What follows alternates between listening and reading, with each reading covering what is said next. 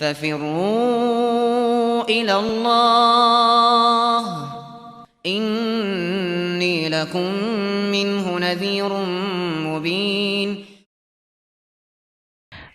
Mungkin masyarakat kita agak dibuat pusing Ustaz dengan beberapa banyaknya informasi yang masuk. Bahkan sebagian dari kalangan tokoh agama juga mengeluarkan pernyataan bahwa sekarang sudah bisa sholat berjamaah di masjid tanpa ada jarak dan tidak perlu melakukan protokol kesehatan. Dan mereka juga menanggapi bahwa pemerintah kita juga kurang tegas dalam mengeluarkan instruksi ini karena tidak adanya tindakan ketika ada sebagian masjid yang tidak menerapkan protokol. Gimana Ustaz? Gimana kita harus patokan kepada masyarakat yang harus didengar ini? Apakah tokoh agama yang ini atau yang itu, gimana Ustaz? Ya kalau semua orang didengarkan nggak bisa hidup manusia. Nggak ada yang bisa hidup. Makanya agama ini ketentuannya jelas. Aturannya itu tegas. Dan arahannya itu terang, tidak ada kesamaran di dalamnya. Patokan di dalam hal ini adalah firman Allah Subhanahu wa taala di surah An-Nisa. Wa idza ja'ahum amrun minal amni awil khaufi ada'u bih walau rudduhu ila ar-rasuli wa ila ulil amri minhum la'alimahu alladhina yastanbitunahu minhum. Apabila datang kepada mereka sebuah perkara yang mengandung keamanan atau mengandung kekhawatiran, ada berita gembira misalnya, tapi ini bisa membahayakan orang kalau disebarkan. Iya, bisa membahayakan orang. Nah, itu ada dimaklumi. Misalnya sebuah desa diberitakan ada di seberang kampung mereka itu ada sebuah kabar gembira. Nah, ke seberang itu hanya melewati sebuah jembatan. Ini kalau kabar gembira ini disebarkan, semua orang akan melewati jembatan itu. Jembatannya akan rusak, bisa mati orang masuk di dalam. Tidak boleh sembarang menyebarkan. Berita harus dilihat. Nah, semua kabar gembira juga bisa disebarkan. Ini kabar gembira. Demikian pula rasa takut. Ada kekhawatiran. Kalau disebarkan bisa menjadi musibah umum. Kepanikan. Bahaya yang lebih besar. Nah, di kondisi yang seperti ini, siapa yang berhak berbicara? Siapa yang didengar ucapannya? Itu sudah terang ketentuan Allah. Makanya orang yang menyebarkan berita di situ, itu langsung ditegur. Ya, inilah ayat menegur di pembahasan ini.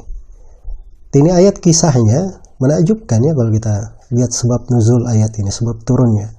Ini ayat ketika tersiar berita bahwa Nabi menceraikan istri-istrinya. Maka berita ini disebar oleh sahabat. Iya, ayat ini turun menegur para sahabat itu. Ini cerita menyebarkan berita Nabi menceraikan istri-istrinya. Itu mengandung kekhawatiran umum terhadap kaum muslimin. Nah, coba bayangkan saja kita sebagai anak misalnya dapat berita antara kedua orang tua kita ada masalah. Itu kan masalah besar bagi kita. Ini ibu-ibu kaum mukminin, istri-istri Nabi. Ya, makanya yang menyebar ini langsung ditegur. Nah, kewajibannya apa? Inilah yang menjadi patokan untuk setiap masalah yang seperti ini. Walau radduhu ila rasuli wa ila ulil amri minhum. Andai kata dikembalikan kepada ar-rasul dan ulil amr. Orang yang memegang perkara di tengah mereka. Ulil amri itu pemimpin. Itu asalnya. Dahulu itu pemimpin, dia pula ahli agama. Khulafa ar-rasyidin contohnya. Iya. Namun belakangan ada para pemimpin, dia bukan ahli agama, tapi ada ulama-ulama yang didengarkan, yang mendukung mereka di dalam kepemimpinannya. Makanya sebagian ulama, atau banyak dari ulama menafsirkan dua dengan ulil amr itu. Ulama dan umara, itu dua sudut pengertiannya. Tapi ulil amr itu yang memegang perkara. Makanya sekarang jangan terlalu banyak dengar berita. Ya dari tokoh ini, lihat aja apa arahan pemerintah di dalam hal itu. Padahal yang mencocoki syariat, itu yang dipegang, itu dasar yang dipegang. Nggak usah terlalu banyak baca berita ini, berita itu. Ya, seorang kalau mengikuti arah pemerintah saja, padahal yang tidak ada dosa sesuai dengan syariat di dalamnya, itu dia sudah beruntung pasti. Dia akan selamat. Nggak usah dia pikir yang lain pun itu nggak ada masalah. Iya.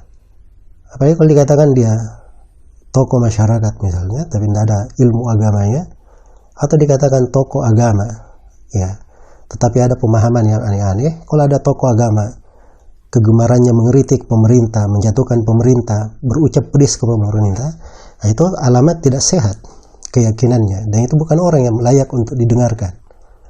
Ya, dalam kehidupan bermasyarakat, bernegara, kalaupun ada yang kita tidak setuju terhadap pemerintah, tidak ada ucapan-ucapan yang tidak baik terhadap mereka.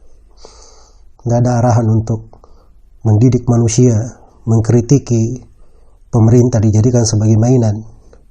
Apa jadinya kehidupan di dalam bernegara kalau kepala negara, pemerintah itu tidak dihormati? Karena itulah kata Sahal bin Abdullah Tasturi rahimahullah, la yazalun nasu bi khair ma adzamul ulama was sultan.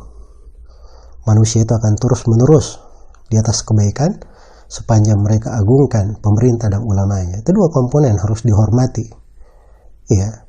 Makanya di buku-buku akidah itu dari masa dahulu ditulis oleh para ulama di abad Imam 4 sebelumnya dan setelahnya, itu keyakinan yang paten penghormatan terhadap pemerintah. Bahkan Nabi SAW bersabda, "Man akrama sultanallahi fil ard akramahullah, wa man ahana sultanallahi fil ard ahanahullah." Siapa yang menghormati pemerintah Allah di atas muka bumi, Allah akan memuliakannya. Dan siapa yang menghinakan pemerintah Allah di atas muka bumi, Allah akan menghinakannya. Itu ketentuan dari Nabi. Itu sikap berpolitik yang Nabi ajarkan. Tapi sekarang ini otak-otak dari banyak orang dirusak oleh sebagian berita, kadang sebagian media yang ditunggangi oleh kepentingan-kepentingan, atau ada memiliki masalah-masalah pribadi yang menyebarkan bentuk-bentuk dari kebencian di tengah antara pemerintah dan rakyatnya, secara sengaja maupun tidak sengaja. Maka ini masalah yang harus kita waspadai bersama. Karena itulah hidup itu sederhana, jangan dipersulit. Allah memberikan tuntunan sudah jelas, ikuti saja sampai dituntunkan. Iya. Karena itu Nabi SAW ketika mengabarkan akan ada pemerintah-pemerintah yang zalim, Nabi tidak pernah mengarahkan umatnya untuk melakukan pemberontakan, untuk berucap yang keji, tapi Nabi hanya perintah, isbiru hatta talqauni alal haud, bersabarlah kalian sampai kalian menjumpaiku di telaga. Itulah sikap orang yang ikhlas, ingin kebaikan untuk negerinya, ingin kebaikan untuk masyarakatnya, ingin kebaikan untuk dirinya sendiri. Dia nggak ada kepentingan pribadi. Karena itu kalau ada yang mengkritik pemerintah di depan umum, ya, walaupun dia dalihnya adalah untuk menjaga kebersamaan, menjaga negara, dan seterusnya, itu ujung-ujungnya pasti ada dunia di belakangnya. Sebab orang yang ikhlas tidak akan seperti itu perbuatannya. Semoga Allah memberi taufik pada semuanya. Wallahu ta'ala.